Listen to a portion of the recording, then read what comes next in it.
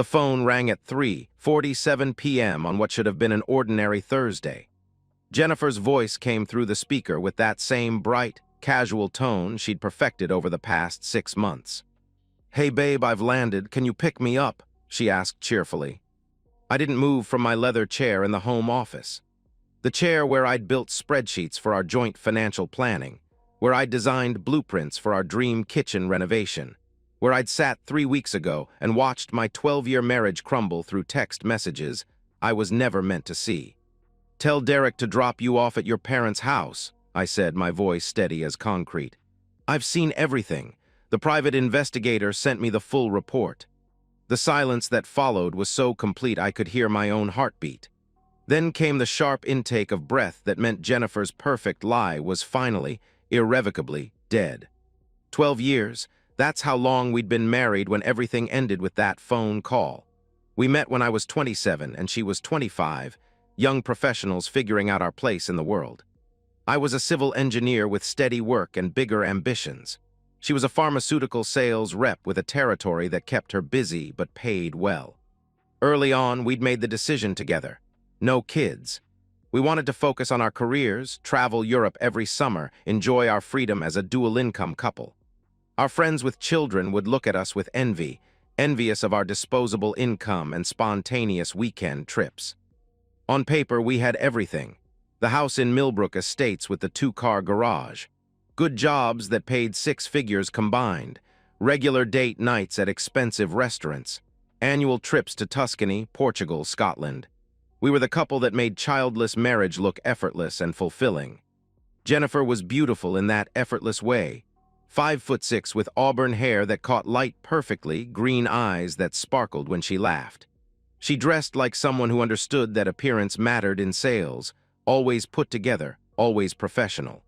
The warning signs started 8 months ago. Jennifer became more attentive to her appearance. New workout routine, new skincare regimen, clothes that showed more skin. She started carrying her phone everywhere, angling it away when she typed, claiming she was dealing with difficult clients. The distance in bed came next. We'd had a comfortable rhythm for 12 years, familiar, satisfying, intimate. Suddenly, she was too tired more often. When we did make love, she felt distant, like her mind was somewhere else. But I trusted her completely.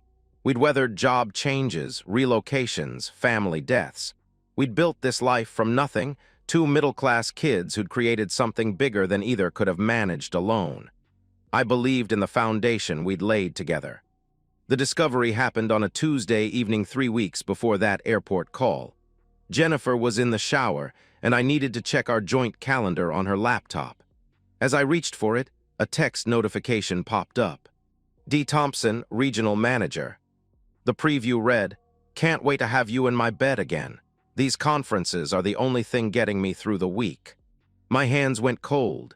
I screenshotted it with shaking fingers, then spent the next hour methodically going through her cloud backup while she hummed in the shower. What I found destroyed me. Hundreds of messages spanning 6 months. Photos of hotel rooms I'd never seen. Receipts for dinners I'd never eaten. Inside jokes about me being clueless and married to his work. Derek Thompson was her regional manager, married with 3 kids, LinkedIn photo screaming middle management smugness. The worst part wasn't the affair itself. It was how casual they were about it. How they laughed about my ignorance. Jennifer would text Derek while sitting next to me on our couch, complaining about how boring I'd become, how she deserved better than coming home to blueprints and spreadsheets. In one exchange, Derek had written, "Does he suspect anything?" Jennifer's response, "Please, Luke couldn't find a clue if it was gift-wrapped. He's so buried in work, I could bring you home for dinner and he'd probably ask if you wanted to see his latest project drawings." They'd sent laughing emojis. My dedication to our future was their private joke. That night after Jennifer fell asleep beside me, I made a decision. I wouldn't explode. I wouldn't rage. I would go darker than she'd ever imagined. I would document everything, and when the time was right, I would dismantle both their lives with surgical precision. The calls kept coming after I hung up on her. 17 missed calls. Finally, one text. "Luke, please let me explain." I deleted it without responding and poured 3 fingers of bourbon we'd been saving for our anniversary. Tomorrow, the real work would begin. The morning after the airport call, I woke up in a house that felt like a crime scene. Jennifer's coffee mug still sat in the sink from 4 days ago, her reading glasses on the nightstand, her moisturizer on the bathroom counter. All the small artifacts of a shared life that now felt like evidence. I didn't break down. I made coffee, ate toast, and called in sick to work for the first time in 3 years. Then I drove across town to a strip mall office with a sign that read, Delgado Investigations, discreet, professional results. Frank Delgado was exactly what you'd expect from a retired cop turned private investigator. 50-something, gray mustache, eyes that had seen too much. His office smelled like stale coffee and disappointment. "Infidelity case?" he asked before I'd even sat down. 6 months, I said, sliding him a check. "I need documentation. Photos, timelines, financial records, communication logs, everything that would hold up in court." Frank raised an eyebrow. "Most guys want me to prove their wife isn't cheating. You're asking me to prove she is." "I already know she is," I answered. "I need ammunition." "You're paying for the premium package," he replied. "This isn't cheap." "Money isn't the issue," I stated firmly. "I want her destroyed." Frank had been in this business for 15 years, but something in my tone made him lean forward. "Son, I've seen a lot of angry husbands. Revenge is expensive, and it doesn't always bring satisfaction." "That's not your problem," I responded coldly. "Your problem is getting me evidence that will hold up when this goes nuclear." Within 2 weeks, Frank delivered a manila folder thicker than our mortgage paperwork. Hotel receipts spanning 6 months. Photos of Jennifer and Derek holding hands outside restaurants. Credit card statements showing Derek had paid for everything. Time-stamped photos of them kissing in parking garages. A recording of them laughing about me being too busy with blueprints to notice anything. The most damning evidence was financial analysis. Jennifer had been using our joint credit card to buy gifts for Derek. Expensive watches, designer clothes, cologne. Over 6 months, she'd spent $8,247 of our money on her affair. Frank had traced every charge, cross-referenced every date, built an ironclad timeline of deception. While Frank gathered evidence, I executed my own strategy. I consulted with Lily White, the most ruthless divorce attorney in the city, a shark in a tailored suit with a reputation for destroying unfaithful spouses. "Your case is unusual," Lily said, reviewing the evidence. "Most cheating spouses are sloppy with emotions, not careful with strategy. Your wife is planning, which means you need to plan better." Lily explained the leverage I'd have. "In this state, adultery doesn't dramatically affect asset division, but it influences alimony and gives you negotiating power. We don't just prove she cheated. We prove she's been systematically defrauding the marriage while planning her escape." I also made a calculated move. I opened a separate bank account and quietly transferred half our savings, $47,000 that was legally mine. I gathered financial documents, photographed valuable items, documented everything we owned together. Then I made appointments with 3 lawyers in town, not because I needed all of them, but because attorney-client privilege would prevent Jennifer from hiring them later. It was strategic warfare disguised as legal consultation. I also reached out to Derek's wife indirectly. I created an anonymous email account and sent Cassandra Thompson a single piece of evidence. A hotel receipt showing Derek's room charge on a night he'd told her he was at a conference alone, with a timestamp showing Jennifer's keycard access. I didn't include accusations, just the receipt and one line, "Thought you should know." Within a week, Derek was getting sloppy. Frank reported that Cassandra had started asking questions, checking his phone, demanding details about his travel schedule. Derek was making mistakes, forgetting cover stories, contradicting himself, acting nervous. During this entire 3-week investigation phase, Jennifer noticed nothing. She came home from business trips glowing and affectionate, bringing me gifts from cities she'd never actually visited for work. She'd curl up next to me, rest her head on my shoulder, tell me about exhausting days with difficult clients. "I don't know what I'd do without you," she said one evening, tracing patterns on my chest. "You're my rock, Luke, my constant." The irony was suffocating, but I played my part perfectly, The devoted husband, concerned about her stress, proud of her success, grateful for our stable marriage. "I love you too," I replied, kissing her head while calculating how many hours she'd spent in Derek's bed that week. Every lie she told, every fake smile, every kiss that tasted like deception, it was all evidence. She thought she was buying time to plan her escape, but she was actually giving me time to construct our prison. 3 weeks after hiring Frank, Jennifer announced her next business trip, 4 days in San Diego for a regional conference. "I'll miss you," she said, kissing me goodbye. "Have a great conference, honey," I replied. Frank was already boarding his flight. Tomorrow, Lily would file divorce papers. Jennifer's perfect lie was about to become her perfect nightmare. Jennifer left for San Diego on Tuesday morning, kissing me goodbye with lips that would be on another man within hours. The moment her car disappeared, I became someone else entirely. Phase 2 began with a phone call to Lily White. "She's gone. Execute," I said. The divorce papers Lily filed weren't ordinary. They were a surgical strike designed to destroy Jennifer's life with legal precision. I was demanding Jennifer vacate the marital home immediately, reimburse the marital estate $8,247 for funds used in her affair, cover her own legal fees due to fault-based grounds, and accept a property division heavily favoring me as the financially responsible party. The most devastating clause was Lily's masterpiece. If Jennifer contested any terms, we would submit the full evidence file, including explicit photos, text exchanges, and audio recordings, as exhibits in court proceedings, which would become public record. It was legal blackmail, perfectly crafted and absolutely devastating. While Lily filed papers, I executed Phase 2, professional destruction. Derek worked for Meridian Pharmaceuticals, a company with strict ethics policies regarding superior-subordinate relationships. I'd researched their employee handbook, corporate structure, recent legal settlements involving workplace misconduct. Derek wasn't just having an affair.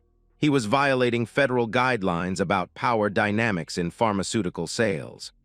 The anonymous complaint I filed with Meridian's HR was a work of art. I documented how Derek had used company resources to facilitate the affair. Hotel rooms booked on corporate accounts for training sessions that never happened. Company credit cards used for romantic dinners. Travel schedules manipulated for personal meetings. I attached evidence showing a pattern violating not just company policy, but federal regulations governing pharmaceutical industry conduct. Meridian's response was swift.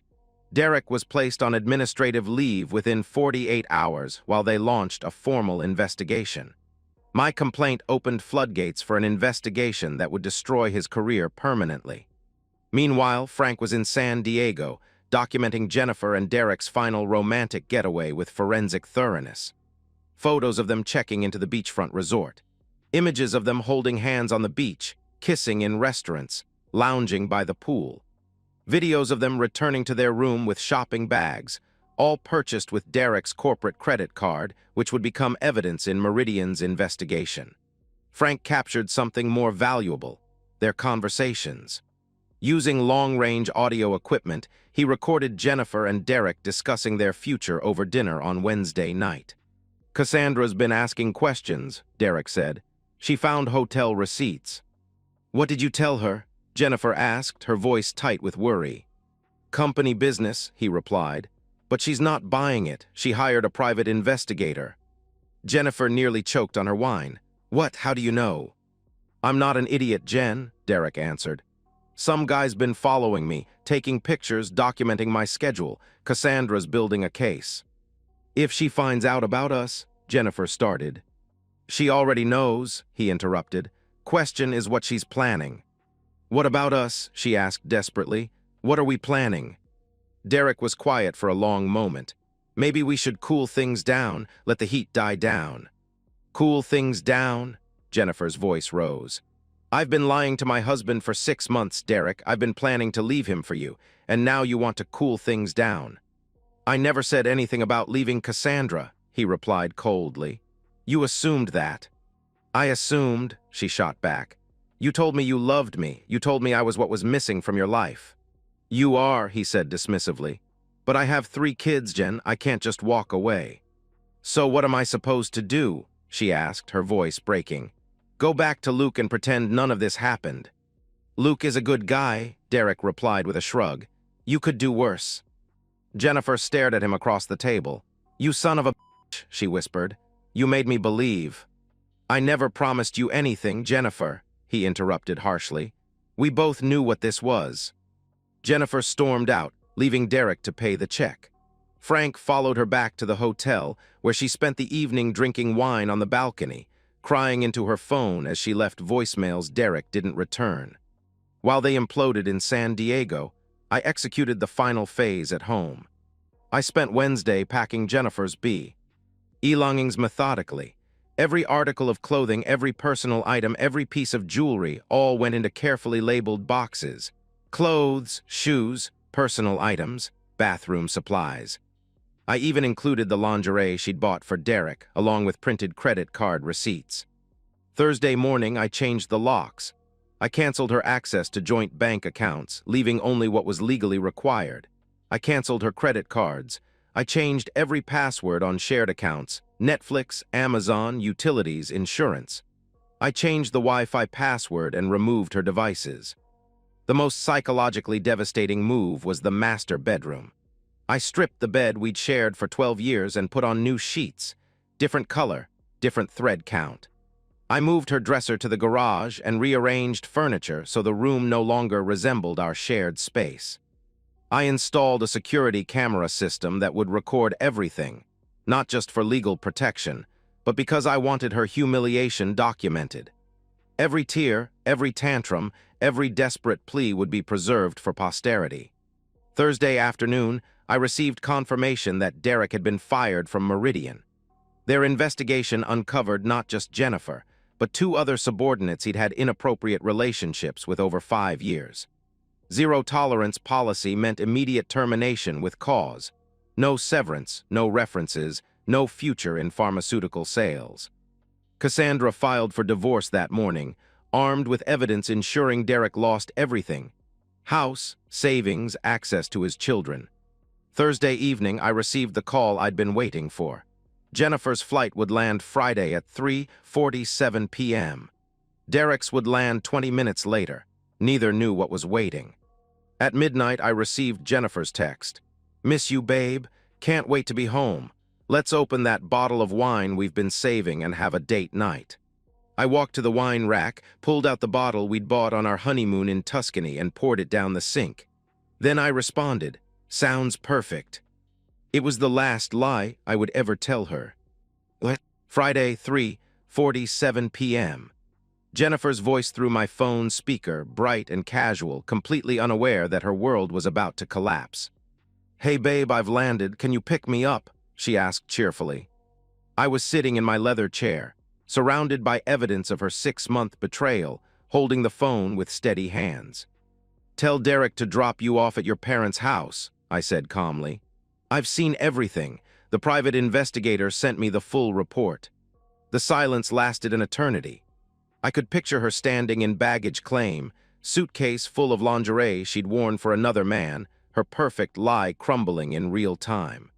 "What are you talking about?" she stammered, her voice cracking like ice. "Luke, what?" "6 months, Jennifer," I interrupted. "Derek Thompson, the Ritz in Miami, the beachfront hotel in San Diego, every conference that wasn't really a conference.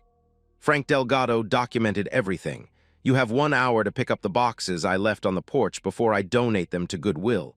Your parents know you're coming. Don't contact me again except through my attorney." I hung up.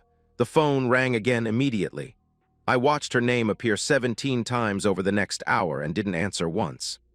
What Jennifer didn't know was that I'd called her parents the day before.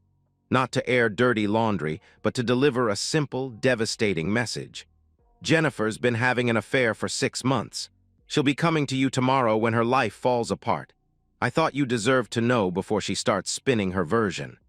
Jennifer's father, Robert, was a man of few words and strong principles. We'd gotten along well, 2 engineers who understood precision and planning. His response was measured and cold. "I'm sorry to hear that, Luke. Jennifer was raised better than this. She'll face the consequences of her choices." Her mother, Linda, had cried. not for Jennifer's marriage ending, but for the shame of raising a daughter who could lie so effortlessly. "What kind of person did we raise?" she'd asked through tears. "How could she do this to you, to us?" So when Jennifer called from the airport, hysterical and desperate, she found no sympathy waiting. Her father told her coldly to come home and explain yourself, while her mother wept in the background. Meanwhile, Derek was dealing with his own crisis. Cassandra had confronted him that morning with printed text messages, hotel receipts, and photographs. She'd been planning her own strategy for weeks, gathering evidence while maintaining the facade of an unsuspecting wife. When Derek's plane landed, he found divorce papers waiting along with a restraining order preventing him from returning home or contacting their children without supervision. Derek called Jennifer from the airport in panic. "Jen, we need to stop talking," he said desperately. "Cassandra knows everything. She's talking. Gee, the kids, the house, everything. My lawyer says any contact between us will hurt my case." "Your case?" Jennifer replied, her voice rising to a shriek. "What about my case? What about us?" "There is no us," he answered harshly. "There never was an us. This was just fun. I thought you understood that." He hung up on her. Derek had made his choice, his children, and whatever life he could salvage over the woman who'd blown up her marriage for him. Jennifer was alone in an airport terminal, her perfect lie in ruins, with nowhere to go but back to parents she'd disappointed. I watched this unfold through Frank's final surveillance report. Jennifer taking an Uber to our house, the house we'd bought together 7 years ago, renovated with love and shared dreams. The locks were changed. Her belongings sat in neat boxes on the driveway like a yard sale of a broken life. Clothes, shoes, personal items, bathroom supplies. I'd even included a box labeled gifts for Derek, the expensive watches, cologne, and jewelry she'd bought with our money for another man. Security cameras captured Jennifer's breakdown in high definition. She pounded on the door, screaming my name, demanding I stop being ridiculous and talk to her like an adult. She tried every window, every door, even the garage code that no longer worked. Finally, she collapsed on the front steps, sobbing while neighbors watched from their windows. Inside, I sat in my office with noise-canceling headphones, watching her breakdown on my laptop screen like it was a movie. I felt nothing. Not satisfaction, not pity, not regret. Just hollow acknowledgement that justice was being served with mathematical precision. Jennifer's parents arrived an hour later. Robert looked older, grayer, diminished by his daughter's actions. Linda couldn't even look at Jennifer directly. They loaded the boxes in silence while Jennifer pleaded for understanding, forgiveness, time to explain. "There's nothing to explain," Robert said finally. "You made your choice, now live with the consequences." The next morning, Saturday, Jennifer was served with divorce papers at her parents' house by a professional process server. She read them in disbelief, her coffee growing cold as reality became clear. I was demanding she vacate the marital home permanently, reimburse the marital estate for $8,247 in funds used for her affair, and cover her own legal fees. The papers included detailed financial analysis showing every charge she'd made for Derek: restaurants, hotels, gifts, clothing. Every lie itemized and priced. But the most devastating clause was the one Lily had crafted. If Jennifer contested any terms, we would submit the full evidence file as exhibits in court proceedings, becoming public record. Photos of her with Derek, recordings of their conversations, text messages discussing their love life and mocking me. All preserved forever in legal documents anyone could access. Jennifer tried desperately to hire an attorney, only to discover I'd already consulted with the 3 best divorce lawyers in the city. Attorney-client privilege prevented them from representing her. She was forced to hire a 4th-tier attorney who took one look at the evidence and immediately advised her to settle quickly and quietly. "You have no leverage," her lawyer told her bluntly. "Your husband has documented everything, positioned himself perfectly, built an airtight case. If this goes to trial, you'll be destroyed publicly and financially. Take the settlement and try to rebuild your life." Meanwhile, Derek's world continued its spectacular collapse. Meridian's investigation had uncovered a pattern of sexual misconduct spanning 5 years involving multiple subordinates. He was fired and reported to industry regulatory bodies. ensuring he'd never work in pharmaceutical sales again. His professional network evaporated overnight. Cassandra's divorce proceedings were equally brutal. Derek lost the house, half his pension, and most savings. The custody agreement gave him only supervised visitation after his children chose their mother's side. Derek went from suburban success story to unemployed pariah living in a one-bedroom apartment. Jennifer tried reaching out to Derek one final time, thinking maybe they could salvage something from the wreckage. He blocked her number. The affair that had cost her everything meant nothing to him. 3 weeks after the airport call, Jennifer sat in her childhood bedroom, a 37-year-old woman surrounded by boxes from her former life, scrolling through job postings. Her pharmaceutical sales career was over. Word had spread through the industry about her affair with a superior. Her savings were depleted from legal fees and settlement reimbursement. Her social circle had evaporated as friends chose sides and invariably chose mine. 6 months later, the divorce was finalized. Jennifer signed the settlement without a fight. She had no leverage and no money for protract legal battles. She walked away with significantly less than she would have received in an amicable divorce, burdened with her own legal fees and carrying the financial weight of reimbursing me for money she'd spent on Derek. Jennifer was living with her parents, commuting 2 hours each way to a job paying half her previous salary. Her pharmaceutical career was finished. Word had spread through the industry about her affair with a superior, making her unemployable with major companies. She'd gone from rising professional to cautionary tale, from suburban success story to middle-aged woman starting over with nothing. I'd heard through mutual friends that she'd lost significant weight, looked tired and hollow, that therapy had become necessity rather than choice. Her social media, once filled with carefully curated photos of our perfect life, had gone dark.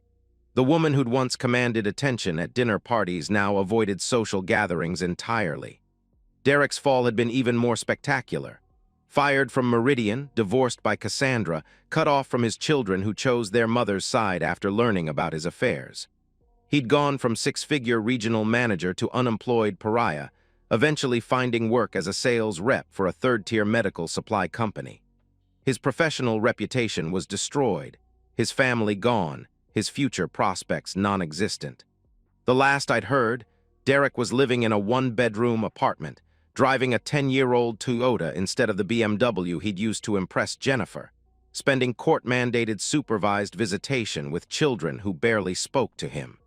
Cassandra had taken him to the cleaners, and Derek had learned that affairs have consequences extending far beyond hotel rooms where they're conducted. Jennifer and Derek never spoke after that final airport phone call. The affair that had cost her everything meant nothing to him. She was just another conquest, another mistake he wanted to forget. When she'd tried reaching out during her emotional collapse, he'd blocked her number. The man she'd thought she loved, the man she'd destroyed her marriage for, had discarded her as easily as he'd discarded his wife and children. As for me, I was managing. The house felt empty. No more shared meals, no more Netflix binges, no more companionship, but it also felt clean. No more secrets, no more lies, no more wondering where she really was when she claimed to be working late. The emotional exhaustion of living with someone systematically deceiving me had lifted, replaced by quieter loneliness of solitude. Financially, I was more secure than I'd been in years. With Jennifer's income gone but also her expenses eliminated, I actually had more disposable income. The mortgage payment that had once stretched our budget was now easily manageable on my salary alone. I'd been on several dates, set up by well-meaning friends who thought I needed to get back out there. But I found myself analyzing every woman for signs of deception, every phone call for hidden meanings, every smile for calculated manipulation. The damage Jennifer had done extended beyond our marriage. She'd poisoned my ability to trust easily, to love without reservation. Most nights I sat in the same office chair where I'd taken that call from the airport, looking out at the same view but seeing it through different eyes. The life I'd planned with Jennifer, growing old together, traveling, maybe getting a dog, was gone. In its place was something smaller, quieter, more solitary, but also more honest. I didn't regret what I'd done. Jennifer had made her choice when she decided to have an affair instead of asking for divorce, when she chose to spend our money on another man instead of being honest about her unhappiness. I'd simply responded to her choices with choices of my own. The mutual friends who'd once envied our perfect marriage now looked at me with respect and pity. They admired how I'd handled the situation, dignified, strategic, legally sound, but they also saw the cost. I'd won, but I'd won alone. I'd gotten justice, but justice doesn't keep you warm at night. On the anniversary of that airport phone call, I went to dinner alone at the expensive restaurant where Jennifer and I had celebrated our last anniversary. Not for nostalgia, but for closure. I sat at a table for one, ordered the same wine we'd shared that night, and remembered the couple we'd been before her affair destroyed everything. I raised my glass to the empty chair across from me, not in memory of Jennifer, but in acknowledgement of the man I'd been before learning that love could be a lie and trust could be weaponized. To hard-won lessons, I said aloud and finished my wine. I wasn't happy, but I was free. And sometimes, in a broken world, that's the only victory you get.